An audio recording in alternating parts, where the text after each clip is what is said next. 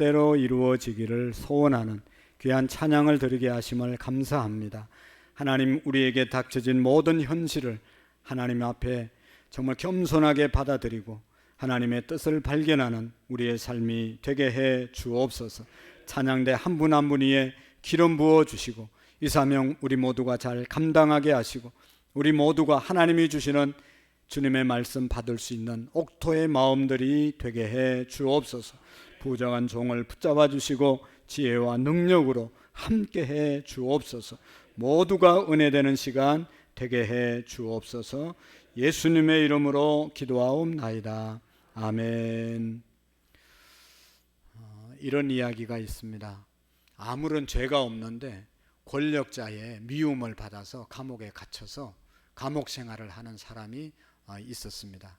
프랑스의 샤론이라는 사람인데 나중에 기록에 의하면 나폴레옹에게 미움을 받아서 그냥 감옥에 갇혀서 오랜 동안 감옥 생활을 하게 되었습니다. 미련한 사람은 권력자에게 미움을 받으면 좋을 일이 하나도 없어요. 그래서 여러분, 권력자에게 우리가 잘 보이는 것이 지혜로운 겁니다. 어쨌든 그런 얘기 하려고 하는 것이 아니라 이 사르니가 감옥 생활을 하는데 처음에는 억울하게 감옥에 갇혔다고 가족들도 많이 찾아오고 친구들도 찾아와서 격려해주고 늘 이렇게 해주다가 시간이 점점 흐르면 흐를수록 가족도 자주 찾아오지 않고 친구들 더더욱 다 떨어져 나가고 이제 어느 날 감옥 안에 있으니까 마음도 외롭고 쓸쓸하기도 하고 고독하기도 하고 늘 너무나 큰 외로움이 몰려오기에 되었습니다. 그래서 그가 바닥에 있는 돌을 주워서 벽에다 이런 글씨를 썼습니다. 아무도 돌보지 않는다. 아무도 나를 돌아보지 않는다. 큰 글씨로 벽에다 써놨습니다. 그러면서 감옥 생활을 하루하루 외롭고 고독하게 보내고 있었습니다. 마음의 소망을 잃어버린 삶을 이제 절망으로 표현한 것이죠. 그러던 어느 날 그 감옥 바닥에 그 세면바닥 틈에 이렇게 파란 새싹이 올라오는 것을 보았습니다. 신기하게도 그 컴컴한 감옥 안에 이 화초가 올라오는 모습을 보면서 푸른 새싹을 보면서 이 샤르니가 간수가 갖다 주는 밥을 먹고 또 물도 주잖아요. 그 물을 다 마시지 않고 그 물 조금을 남겨뒀다가 그 새싹에게 늘 부어 주었다는 겁니다. 그러니까 오랜 시간이 흐르면서 그 새싹이 점점 샤르니가 주는 물을 먹으면서 자라서 나중에 보니까 이게 아름다운 꽃나무였습니다. 그래서 감옥 안에서 아름답게 꽃을 피워낸 겁니다. 샤르니도 깜짝 놀라고 너무너무 신기하지 않습니까? 그래서 그는 아름다운 꽃을 보면서 옛날에 아무도 나를 돌봐주지 않는다, 그 글을 지우고 이렇게 다시 벽에다가 글을 썼다고 합니다. 하나님께서 돌보신다. 하나님께서 돌보신다. 절망이 소망으로 바뀌어서 하나님이 돌보신다 하는 것을 써놓고 하나님이 그 감옥 안에서도 하나님이 자기와 함께 하시고 하나님이 돌봐주셨다는 것을 고백하는 그런 모습을 보게 되었습니다. 여러분, 이 꽃을 피워놓고 자기가 늘 저렇게 보면서 너무 기뻐하고 있는데 어느 날은 옆방의 제수를 면회하러 온 그 옆방 제수가 이제 갇혀 있는데 거기 딸이 면회를 왔습니다. 지나가면서 감옥 안에 피어 있는 저 꽃을 보고 너무 신기하고 너무 아름다워서 면회하고 돌아가서 이제 바깥에 나가서 말했습니다. 어느 감옥 몇 번 방에 꽃이 피었더라. 이 이야기를 그냥 전하니까 입으로 귀로 전해져서 황후에게까지, 조세핀 황후에게까지 이 말이 들려졌다고 합니다. 그래서 이 이야기를 전해 들은 조세핀 황후는 이런 말을 했습니다. 꽃을 진심으로 사랑하고 돌보는 사람은 결코 나쁜 사람이 될 수 없다. 꽃을 그렇게 지극정성으로 돌보는 사람의 심성은 나쁜 심성을 가진 사람이 없다. 그런 말을 하면서 이 황제에게 건의를 했습니다. 그 사람은 잘못이 없습니다. 죄가 없을 겁니다. 그래서 건의해서 그 이제 샤론이가 그 이제 모함을 이렇게 풀고 석방이 되었다는 이야기입니다. 여러분, 절망적인 삶 가운데서도 하나님을 믿는 소망, 하나님을 믿는 믿음을 붙잡은 이 사람은 다시 일어나게 되었다는 너무너무 좋은 예화가 되는 것이죠. 사르니는 감옥 안에서 핀 꽃을 집으로 가져와서 생명이 다할 때까지 잘 가꾸었다고 합니다. 비록 작고 보잘것없는 새싹이었지만 정성껏 보살폈고 꽃을 피워내고 자신도 자유로운 몸이 되게 되었다는 것이죠. 마치 자신의 운명과 같은 감옥 안에서 살아야만 하는 이 작은 생명을 잘 보살핌으로 자기도 자유를 누리는 그런 은혜를 입게 되었다는 것입니다. 사랑하는 성도 여러분, 절망적인 환경 속에서도 그렇게 살아가는 절망적인 상황의 삶이라도 희망을 갖고 하나님을 믿고 살아갈 때 하나님이 돌보시는 은혜를 입게 될 줄로 믿습니다. 여러분, 하나님은 분명히 살아계시고 그 살아계신 하나님을 믿음으로 고백할 때 생명의 길로 우리를 인도하시는 하나님이심을 믿으시기를 바랍니다. 하나님을 믿는 믿음, 소망 부리지 않는 사람은 정말로 다시 사는 그런 역사가 분명히 있습니다. 그런데 반대로 하나님을 믿지 않고 소망을 갖지 못하는 사람이야말로 이 세상에서 가장 불쌍한 삶을 살아갈 수밖에 없는 것이죠. 여러분, 우리가 하나님을 믿는 사람들이시죠. 우리는 하나님의 자녀들이죠. 우리는 하나님의 백성 맞죠? 우리가 믿는 하나님, 여러분이 믿는 하나님은 어떤 하나님이십니까? 내가 믿는 하나님을 분명히 경험하고 분명히 믿으면 정말로 우리의 인생은 지금보다도 복된 인생을, 믿음대로 되는 인생을 살아가게 될 줄로 믿습니다. 오늘 성경에 보면 그 하나님에 대해서 우리에게 말씀하고 있는데, 첫 번째로 우리가 믿는 하나님, 우리를 늘 지켜주시는 그 하나님은, 여기 보면 우리의 아버지 되신 그 하나님은 고난 중에서 우리를 긍휼히 여겨 주신다. 우리가 고난 당할 때 긍휼히 여겨 주시고, 또 하나님은 우리의 위로자가 되시는 하나님이시다라고 말씀하고 있습니다. 그래서 13절의 말씀에 보면 하늘이여 노래하라, 땅이여 기뻐하라, 산들이여 즐거이 노래하라. 여호와께서 그의 백성을 위로하셨은즉 그의 고난 당하는 자를 긍휼히 여기실 것입니다. 우리 하나님은 우리를 위로해 주시고 우리를 고난 가운데서도 우리를 불쌍히 여겨주시는 좋으신 하나님이십니다. 우리가 어떤 하나님으로 믿고 고백합니까? 우리가 믿는 하나님은 우리의 아버지 되신 하나님이시다. 그래서 우리가 날마다 기도할 때마다 주님이 가르쳐주신 기도가 뭐예요? 하늘에 계신 우리 아버지시여 이름이 거룩히 여김을 받으시오. 우리가 드리는 기도의 대상은 우리 아버지 되시는 좋으신 하나님이심을 믿으시기를 바랍니다. 그래서 우리가 아까도 찬양하고 우리가 늘 찬양하는 찬양 중에 좋으신 하나님, 좋으신 하나님, 참 좋으신 하나님, 우리의 기도를 응답해 주시고 우리의 모든 기도를 응답해 주시는 참 좋으신 하나님을 찬양하는 줄로 믿습니다. 어떤 사람이 하나님을 잘 믿습니까? 이 좋으신 하나님을 만나고 이 좋으신 하나님을 경험하고 이 좋으신 하나님을 진짜로 믿는 사람은 하나님을 제대로 잘 믿을 수밖에 없는 것이죠. 여러분, 좋으신 하나님, 그분은 그분의 백성들을 위로하시는 하나님이십니다. 오늘 우리를 위로해 주시는 하나님이십니다. 우리가 힘들 때 우리에게 위로를 주시고 우리가 고난을 당해서 힘들어할 때 우리를 불쌍히 여겨주시는 분이 하나님이십니다. 여러분, 우리가 힘들고 어려울 때 가족도 몰라주고 가족도 멀어지고 우리가 깊은 병에 오랫동안 있든지 감옥에 오래 있든지, 오늘 여러분 다윗 시편 41편을 우리가 새벽에 읽었습니다. 다윗이 아파 죽을 지경 이르니까 다윗에게 도움받았던 많은 사람들이 다 외면하고 발꿈치로 차 버렸다. 말이 주인을 발꿈치로 차는 그런 경험을 했다는 것이죠. 주인을 잘 따르고 주인을 잘 섬기고 주인에게 잘 순종해야 되는 그 말이죠. 주인 떡에 살아가는 말이 주인을 발로 차버렸다. 그것은 배신했다는 그런 말이죠. 인생은 그런 겁니다. 그러나 하나님은 다윗의 기도를 들으시고 하나님은 다윗을 긍휼히 여겨주셨다. 그래서 하나님 내게 은혜를 베풀어 달라고 다윗이 기도하는 내용을 우리가 오늘 새벽에 읽었습니다.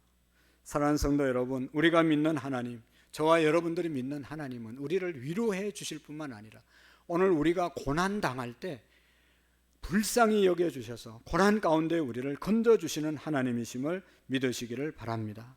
고난 가운데, 고난 좋아하는 사람이 누가 있습니까?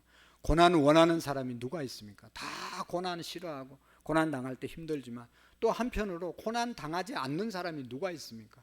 자기는 정말로 힘들고 어렵다고 말하지만 다른 사람은 말하지 않지만 그분들에게도 고난이 있을 수 있고 어려움이 있을 수 있는 것입니다. 중요한 것은 이런 고난을 당할 때 하나님께서는 하나님의 자녀들, 하나님의 백성들 외면하지 않고 불쌍히 여기시고 고난 가운데 부르짖을 때 건져주시는 하나님이심을 믿으시기를 바랍니다. 고난 당할 때 우리는 어떻게 생각합니까? 왜 내게만 이런 고난이 있는가? 왜 우리의 가정에만 이런 고난이 있는가? 왜 내게 하필이면 이 병이 걸렸는가? 왜 나인가? 라고 하는 그런 생각을 하면 점점 고난의 가중이 더 커지는 것이죠.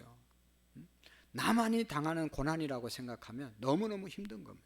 그러나 다시 바꿔서 생각하면 모든 사람이 고난을 당하고 특별히 하나님의 백성들은, 하나님을 믿는 사람들은 하나님이 나의 고난을 기억하고 계신다고 믿을 때 우리의 고난이 가벼워지고 해결되는 역사가 일어나게 되는 것입니다. 사랑하는 성도 여러분, 고난은 우리 하나님을 믿는 사람들에게 있어서는 축복의 전주곡입니다. 여러분, 우리가 오늘 성가대 또 우리가 늘 찬양할 때 전주를 하고 그 다음에 본 찬양을 하지 않습니까? 처음부터 그냥 바로 찬양에 들어가는 게 아니라 전주곡이 언제나 나와서 준비하고 그 다음에 제대로 찬양을 하는 거죠. 노래를 하는 거죠. 마찬가지로 하나님의 축복은 어느 날 한순간에 우리에게 내려오는 것이 아니라 고난이 오고 난 다음에, 고난이 지나가고 난 다음에, 고난을 잘 감당하고 난 다음에 그 다음에 오는 것이 하나님의 축복이라는 것이죠. 축복은 고난의 보자기에 내려진다는 그런 말이 있습니다. 한 보자기, 고난의 보자기가 내 앞에 내려왔는데 고난인 줄 알고 열어보니까 그 안에 축복이었더라. 그 고난의 보자기를 잘 풀고 해결하면 그 안에 하나님이 주신 축복이 담겨 있음을 믿으시기를 바랍니다. 여러분, 우리를 성숙케 하고 우리를 변화시키기 위해서 고난을 주시는 것이죠. 여러분, 날마다 좋은 날만 있으면, 비가 안 오고 따뜻한 햇빛만 비치면 얼마나 좋을 것 같지만 사막으로 변합니다. 때로는 비도 와야 되고 태풍도 와야 되고 눈도 와야 되고 눈보라가 쳐야 정상적인 삶을 살아갈 수 있는 것입니다. 여러분, 어린아이가 태어나면 병들지 않고 병치레 하지 않고 계속 건강하게 자라면 얼마나 좋겠어요. 그런데 그런 아이가 세상에 어디 있어요? 자라다 보면 병약해서 병원에 입원할 때도 있고 병치레 하면서 자라는 것 아니겠어요? 병치레 하고 나면, 병치레 할 때는 힘들지만 그 다음에 끝나고 나면 아이가 딴짓을 하고 더 성장해 가는 것을 우리가 보게 되지 않습니까? 고난 후에 성장이 온다는 것이죠. 고난을 잘 이기면 하나님의 축복이 우리에게 임할 줄로 믿습니다. 여러분, 우리의 신앙도 꼭 마찬가지입니다. 오늘 우리 모두가 산부 예배 와서 잘 신앙생활 하고 있지만 어느 순간에는 교회 나오기 싫고 어느 순간은 예배하기 싫고 또 세상을 쫓아가는 그런 경우가 있습니다. 이게 시험이죠. 고난일 수 있습니다. 이것을 견디고 이것을 극복해야 우리의 신앙이 계속 꾸준하게 성장하는 것이지, 조금 어렵고 교회 나오기 싫다고 해서 자기 마음대로 예배생활 그만두고 그러면 날마다 제자리 걸음이에요. 성장할 수가 없어요. 고난을, 시험을, 유혹을, 게으름을 우리가 극복할 때 우리의 믿음이, 우리의 삶이 성장되어지는 줄로 믿습니다. 그래서 고난 당하는 것이 내게 유익이라 이로 말미암아 내가 주의 율례를 배우게 되었다고, 다윗은 고난이 내게 유익했다고, 내가 성장하는 데 기회가 되었다고 고백하는 것 아니겠습니까? 그때는 힘들고 어려웠지만, 아플 때는 괴롭고 힘들었지만 그 아픔이 지나가고 나고 이기고 보니까 내게 큰 유익이 되었다라고 하는 것이죠. 그래서 주님의 일꾼으로 세워지고 만들어지는 줄로 믿습니다. 고난은 사람이 아닌 하나님을 의지하게 하고, 고난은 교만한 사람을 겸손하게 만드는 하나님의 작업인 것입니다.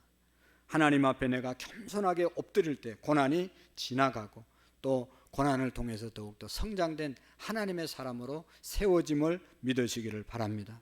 그래서 우리 모두가 고난의 광야를 잘 이기시고 고난의 광야에서 주님을 만나고 주님의 은혜를 체험하는 그런 저와 여러분들이 되어질 수 있기를 축복합니다.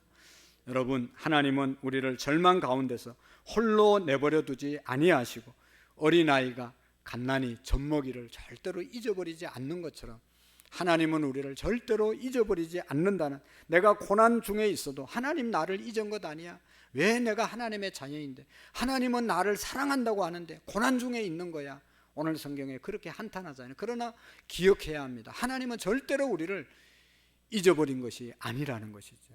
어린아이 젖먹이는 어머니가 혹시 잊어버릴 리가 없지만 혹시 잊어버릴지라도, 여기에 혹시라는 것은 불가피한 상황에서 아이를 내가 기억은 하고 있지만 챙기지 못할 때가 있잖아요. 어린아이들이, 여러분, 아이를 출산해서 그냥 챙기지 못하고 버리치는 아이들이 우리나라에 얼마나 많이 있습니까? 아주 잘못된 것이잖아요. 잊지 않고 마음에 기억한다 하더라도 형편 여건이 돼서 자기가 챙기지 못하는 그런 산모들이 있잖아요. 그런 사람은 있을 수 있지만 하나님은 절대로 하나님의 자녀들, 저와 여러분들을 절대로 잊지 않는다는 하나님의 약속을 믿으시기를 바랍니다. 그래서 여기 말씀하잖아요. 시온이 이르기를 여호와께서 나를 버리시며 주께서 나를 잊으셨다고 하지만, 그러나 여인이 어찌 그 젖먹는 자식을 잊겠으며 자기 태에서 난 아들을 긍휼히 여기지 않겠느냐. 그들은 혹시 잊을지라도 나는 너를 잊지 아니하리라. 나는 너를 잊지 아니할 것이니라. 할렐루야.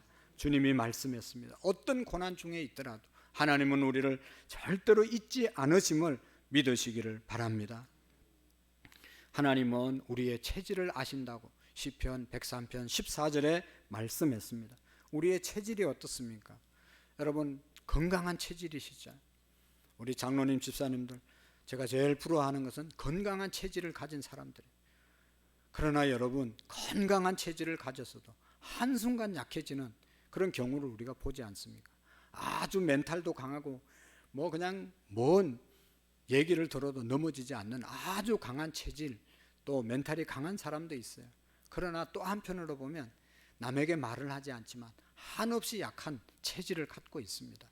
그렇게 굉장한 사람인 것 같아도 여러분, 그냥 별말 아닌 것에 시험 들고 별말 아닌 것에 그냥 마음이 한순간 무너지는 사람들을 우리가 얼마나 많이 봅니까? 우리의 연약한 체질을 아시는 주님, 먼지와 같은 그런 우리의 체질을 아시는 하나님께서 우리를 절대로 잊지 않으신다고 말씀하고 있는 것입니다. 우리의 모든 것을 아시고 계신 하나님께서 우리를 사랑하시고 우리를 품어주시는 사랑의 은혜의 하나님이심을 믿으시기를 축복합니다. 뿐만 아니라 우리 하나님은 좀 더 나가서 보면 나를 가까이에서 가까이 하시는 하나님이시다 라고 말씀하고 있습니다. 하나님은 우리를 얼마나 가까이 하시는가. 오늘 16절 말씀에 보면 하나님이 우리를 손바닥에 새겨 놓으셨다고 말씀하고 있습니다. 손바닥에 우리의 이름, 우리를 새겨 놓으신 분이 하나님이십니다. 요즘 세상이 너무 많이 변해가지고 젊은 사람들 할 것 없이 또 나이 든 사람도 보면 등짝에다가 그냥 온갖 그림을 그냥 문신으로 하는 사람도 있고, 팔뚝, 다리 뭐 어디에다가 막 새겨서 다니는 사람들, 흉한 사람들이 있습니다. 여러분, 하나님은 그런 것이 아니라 하나님이 우리가 너무 소중하기 때문에 잊어버리지 않기 위해서, 가장 가까이에서 기억하고 돌보기 위해서 하나님의 손바닥에 우리를 기록해 놓았다는 것입니다. 늘 우리와 함께 하시면서 우리를 축복하신 하나님을 믿으시기를 바랍니다. 16절 보세요. 내가 너를 내 손바닥에 새겼고 너의 성벽이 항상 내 앞에 있나니. 하나님은 우리를 하나님의 손바닥에 새겼다. 우리의 성벽이 하나님 앞에 있다고 말하고 있습니다. 여러분, 옛날에 다, 지금도 손바닥에 뭐 기록한 사람들 안 계세요? 다 한두 번씩 손바닥에 뭐 기록한 적이 있죠. 잊으면 안 되는 것, 꼭 기억해야 할 것, 급한 것 손바닥에 기록했다가 봐야 될 시간에 보지 않습니까? 학교 다닐 때 열심히 공부한 사람들 문제를 외워도 기억이 안 되면 급할 때 보려고 손바닥에 새겨가지고 이렇게 했다가 선생님 안 볼 때 딱 펴서 보고 모르는 척하고. 중요한 것은 손바닥에 생긴단 말이죠. 쓸데없는 것을 새기는 게 아니라 정말로 중요하고 잊어버리지는 안 되는 그런 무슨 약속이라든지 뭐 전화번호라든지 뭐 이런 것들을 우리가 새기잖아요. 하나님이 오늘 저와 여러분들을 어떤 분으로 보시냐, 잊어버리면 안 될, 가장 가까이에서 챙겨야 될 손바닥에 새겨 놓으신 분들임을 믿으시기를 바랍니다. 하나님이 우리를 새겨 놓았다 할 만큼 우리를 사랑하시고 우리를 지키시고 돌보시는 참 좋으신 하나님이십니다. 여러분, 우리가 아는 것처럼 이스라엘 역사, 이스라엘 백성들이 우상을 섬겼을 때 바벨론 포로로 끌려갔습니다. 그들이 세웠던 예루살렘 성을 지키기 위해서 쌓은 성벽 다 무너졌습니다. 그런데 하나님께서 말씀하시기를 너희들의 성벽이 항상 내 앞에 있다라고 말씀하고 있습니다. 성벽이 다 무너졌는데 우리 앞에 항상 성벽이 있다. 성벽이 있어야 성을 지키고 예루살렘 성 안에는 항상 하나님을 찬양하는 그러한 일들이 예루살렘 성 안에 있었잖아요. 그런데 이방 나라를 통해서 성벽이 다 무너졌으니까 그런 일을 할 수 없는 상황이 되었다는 겁니다. 그럼에도 불구하고 하나님은 우리에게 말씀하십니다. 하나님의 성벽이 너희 앞에 있다. 하나님이 너희들의 모든 것을 지키는 성벽이 되어 주신다라고 말씀하고 있습니다. 다시 말하면 우리의 삶에 다가오는 무너지는 그 어떤 것들이 있습니다. 우리를 무너뜨리는 것들이 있잖아요. 고난으로 인해서 우리가 무너질 때도 있고, 질병으로 인해서 무너질 때도 있고, 경제적인 어려움을 인해서 무너질 때도 있고, 또 어떤 인간관계, 사람이 나를 괴롭고 힘들게 만들어서 무너지는 그런 마음들이 있습니다. 그러나 하나님은 그 성벽을 다시 세워주셔서 우리를 지키시고 보호해 주시겠다는 그런 말씀입니다. 그런 나를 무너뜨리고 힘들게 하고 좌절하게 만드는 그런 가운데서도 하나님이 우리를 보호하시고 도와주시겠다는 말씀이죠. 그래서 성경에 보면 시편 122편 7절에 8절의 말씀에 보면 여호와께서는 너를 지켜 모든 환난을 면케 하시며 할렐루야 또 내 영혼을 지키시고 여호와께서 너의 출입을 지금부터 영혼까지 지키시리라고 말씀하셨습니다. 지금부터 영혼까지 저와 여러분들의 발걸음 하나하나를 하나님이 지켜주심을 인도하심을 믿으시기를 바랍니다. 그리고 오늘 하나님은 회복시켜 주시는 하나님이시다. 우리의 모든 것을 회복시켜 주시는 하나님이심을 우리가 기억해야 합니다. 하나님께서는 때때로 우리에게 피곤해서 쓰러지고 상처받고 좌절해 있는 낙심 가운데 있는 저와 여러분들을 회복시켜 주시는 하나님이십니다. 그 말씀이 바로 17절, 18절에 말씀하고 있습니다. 내 자녀들이 빨리 걸으며 너를 헐며 너를 황폐하게 하던 자들을 너를 떠나가리라 말씀하면서 그 뒤에 쭉 말씀하는데 이 말씀의 뜻은요, 우리의 자녀들이 빨리 이제 걸음을 할 것이다. 이 말씀은 빠른 걸음을 한다는 말은 빨리 걷는다는 말이죠. 왜 빨리 걷느냐? 우리의 자녀들이 이제 포로에서 돌아와서 성을 다시 예루살렘 성을 다시 수축하기 위해서 빨리 움직인다 하는 그런 말씀이에요. 다 무너진 것 젊은이들 우리의 자녀들을 통해서 다시 그들을 움직여서 회복시켜 주신다고 하는 그런 말씀인 것입니다. 그래서 실질적으로 하나님께서는 이스라엘의 무너진 성벽을 서둘러 재건하게 하셨습니다. 그 일에 가장 앞장서게 하셨던 분이 느헤미야죠. 느헤미야는 58일 만에 70년 동안 회복하지 못한 예루살렘 성을 수축하는 그런 역사를 이루게 되었습니다. 다 하나님이 회복시켜 주셨다는 것이죠. 그렇습니다. 우리 하나님은 회복시켜 주시는 하나님이십니다. 이스라엘 백성들을 한때 우상을 섬겨서 다 하나님을 떠나고 하나님의 말씀을 지키지 못할 때 바벨론에, 아수르에 다 포로로 끌려갔잖아요. 북이스라엘은 아수르에 722년에 멸망을 당하고 끌려가고, 남쪽 유다는 남아 있었는데 바벨론에 586년에 또 포로로 끌려가고, 다 어려워지는 그런 상황이 되었습니다. 그러나 다시 예루살렘으로 돌아와서 성벽을 건축하게 되는 그런 하나님의 회복의 역사를 허락해 주셨습니다. 그들이 포로로 끌려가서 눈물 흘리며 회개했잖아요. 왜 하나님의 백성들이 하나님을 믿지 않는 이 이방 민족들에게 끌려와서 종이 되어야 하나? 포로 생활을 하다 보니까, 노예 생활을 하다 보니까 깨닫게 된 것이죠. 자기들을 돌아보게 된 것이죠. 어떻게 하다 하나님의 백성들이 하나님 안 믿는 사람들의 종이 되어서 비참하게 살아가야 되나? 이것을 생각해 봤어요. 돌아봤어요. 여러분, 우리도 하나님의 백성으로서 당당하게 축복의 삶을 살아야 되는데, 그렇지 못한 삶을 살아가게 될 때 우리를 돌아보셔야 됩니다. 왜 내가 이 지경에 이르는가? 왜 우리 민족이 이 지경이 되었는가? 돌아볼 때, 그래서 우리의 잘못을 발견하고 회개할 때 하나님은 어떤 하나님이라고요? 회복해 하시는 하나님이십니다. 우리가 잘못을 깨닫고 회개하고 돌이킬 때 우리 하나님은 우리의 모든 것을 회복시켜 주실 줄로 믿습니다. 그래서 여러분, 삶이 무너질지라도, 어떤 상처를 받고 힘든 그런 상황 속에 우리가 떨어질지라도 하나님의 은혜를 바라보면서, 하나님, 제가 잘못했습니다. 하나님, 저를 불쌍히 여기셔서 나를 절망 가운데서, 낙심 가운데서 일으켜 주시옵소서. 내가 주님께 범죄했습니다 하고 기도하면 하나님은 우리의 기도를 들으시고 그 절망 가운데서 회복시켜 주시는 하나님이심을 믿으시기를 바랍니다. 하나님 앞에 내 허물을 내려놓고 기도하면 하나님은 우리를 회복시켜 주십니다.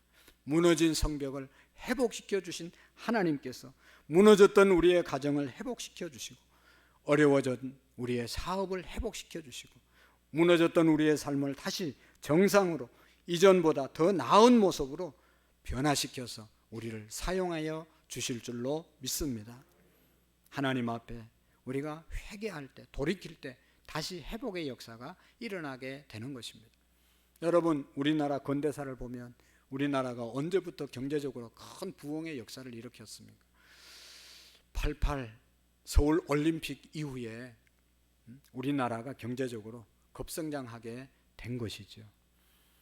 그래서 경제가 세계 10위권 안에 지금 들어와 있잖아요. 그때 1988년도 기독교 인구가 1200만이라고 말했습니다. 뭐 조금 더 붉힌 그런 숫자도 될 수 있지만 어쨌든 1000만이 훨씬 넘는 사람들이 기독교인들이었어요. 그때 열심히 기도했고, 그때 열심히 찬양했고, 그때 열심히 모여서 예배하고, 그때 모이면 기도하고 흩어지면 전도하는 그런 열정들이 우리 그리스도인들에게 있었습니다. 여름 휴가가 되면 어디 좋은데 피서가기보다도 기도원에 모여서 열심히 나라와 민족을 위해서 기도하고 자신들을 위해서 기도하는 그런 모임들이 끊임없이 있었어요. 그러다가 경제가 세계 10위권 위에 머물게 되고 성장한 이후에 물질의 풍요에 빠져서 영적인 열정이 식어졌습니다. 기도가 사라지고 열정적인 전도가 사라지고 옛날처럼 열심히 예배를 못 드리고 모여서 봉사하는 그런 모습들이 점점 줄어들기 시작했습니다. 그래서 기독교의 부흥의 역사가 멈추고 그때부터 우리나라는 경제가 계속 곤두박질 치고, 여러분 지금 정치적인 상황이 어떻습니까? 계속해서 여야가 대치 갈등으로 치닫고 있는, 뭐 북한이 무서운 게 아니라 자기들끼리 국민들과 민족을 위해서 일하는 것보다 자기들 당 주권 어떻게 해서든지 정권 잡기 위해서 그냥 혈안이 돼서 같은 나라 안에서 대통령도 인정해 주지 않고 야당 총재도 인정하지 않고 자기들끼리 그냥 박터지게 싸우는 그런 상황이 지금 벌어지고 있지 않습니까? 경제는 계속 파탄이 나고 어려움을 당하고 동성애의 물결 때문에 뭐 소수자의 성 인격을 인정해야 된다고 하면서 동성애의 물결이 포괄적 이 평등법이 통과되려고 그냥 계속 발의되고 올라오는 그런 상황인 것입니다. 저출산 문제로 인구가 바닥을 치고 출생 인구가 세계에서 최저출산국으로 우리나라가 지금 알려지고 있습니다. 공원에 나가보면 낮에나 밤이나 공원에 차지하고 놀고 있는 사람은 다 외국 사람들이에요. 한국 사람들은 직장 가든지 어디 있는지 보이지가 않아요. 다 외국인들입니다. 우리가 전도하러 나가보면 연세 드신 분들, 은퇴하신 분들 몇 사람 만나고 나머지 다 외국인들이 다 돌아다닙니다. 너무너무 위기 상황을 우리가 맞이했습니다. 뿐만 아니라 최근에는 우리나라가 오래전에 미국이 마약과의 전쟁을 선포했는데 우리나라도 지금 마약과의 전쟁을 선포하고 마약하는 사람들이 얼마나 많은지 몰라요.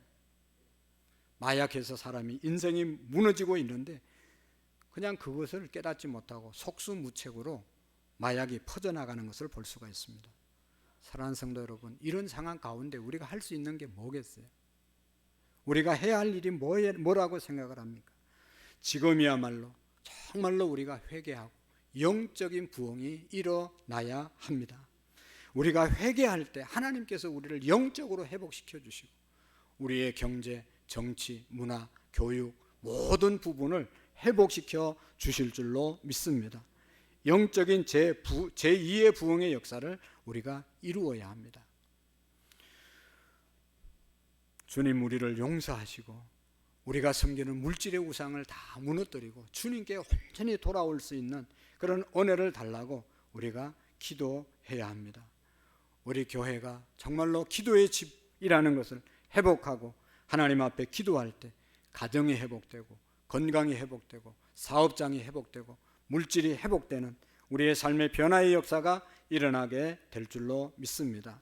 우리 하나하나가 변화되어서 하나님의 사람으로 쓰임받는 위대한 역사를 이루어 갈 수 있기를 축복합니다. 여러분, 바보 의사 별명을 가진 안수연이라는 그러한 의사 선생님 아시고 계시나요? 그는 고려대학교 의과대학을 졸업하고 신실한 이제 크리스찬의 의사였습니다. 사랑과 친절로 사람들을 섬기고 돌보고 봉사했습니다. 그래서 환자들로부터 주변의 동료들로부터 존경을 받는 그런 젊은 의사였습니다. 아무리 바쁜 날이라도 주일 예배 절대로 빠지지 않고 죽을 시간도 없다고 말하는 인턴십을 할 때도 주일 예배를 한 번도 빠진 적이 없다고 합니다. 하나님 앞에 예배하는 것을 최우선으로 생각하고 환자들에게도 언제나 가장 최고의 관심과 사랑으로 표현했다고 합니다. 환자들을 만나면 많이 아프시죠? 제가 빨리 치료해 드려야 되는데 죄송합니다. 힘내세요. 하면서 그렇게 늘 인사를 했다고 합니다. 특별히 밤이 되면 자기가 맡고 있는 중환자들 찾아가서 자고 있는데 손을 붙잡고 기도를 하면 잠자고 있던 중환자도 깨어나서 그의 기도 소리를 듣고 옆에 있던 가족들 그 돌봄이 간호하시는 분들도 일어나서 같이 기도하고 은혜 받고 고침받고 이런 역사가 많이 있었다고 합니다. 어느 할머니가 안수연 선생님에 대해서 이렇게 이야기했습니다. 이 어린 의사가 나를 살렸습니다. 이 어린 의사가 나를 살려주었습니다. 이런 이제 자랑을 하면서 칭찬을 하면서 다녔는데, 그래서 이 의사에 대해서 사람들은 다 감사의 얘기를 전했습니다. 그는 평소에 자기 것을 아끼지 않고 찬송가 테이프를 많이 마련해가지고 가방에 넣어서 다니면서 환자들에게 나누어 주고, 또 예수님 안 믿는 사람에게 복음을 전하고 성경책 사다 주고, 또 예수님 믿다가 낙심한 사람들에게는 그 신앙서적 간정집을 사가지고 나눠주고 계속해서 복음을 전가하면서 이러한 진정한 사랑을 표현하는 그런 의사였습니다. 심지어 어린 아이들 환자에게는 찾아가서 동화책도 읽어주고 휠체어를 태워서 젊은 사람들에게는 이렇게 공연도 같이 가기도 하고, 돈이 없는 조선족 할아버지에게는 진료비도 대신 내주기도 했다고 합니다. 이처럼 병들고 소외된 사람들을 진정으로 섬기는 그런 친구로서 귀한 일을 잘 섬겼습니다. 환자들뿐만 아니라 동료 의사들, 간호사들, 병원에서 일하는 그를 만나는 모든 사람에게 사랑과 칭찬을 받은 사람이었습니다. 지금도 우리나라가 의료 대란을 지금 겪고 있습니다. 2000년도에 의약 분업으로 사태로 전국 의사들이 또 파업했던 적이 있습니다. 그는 파업했을 때 혼자 병원을 지켰다는 겁니다.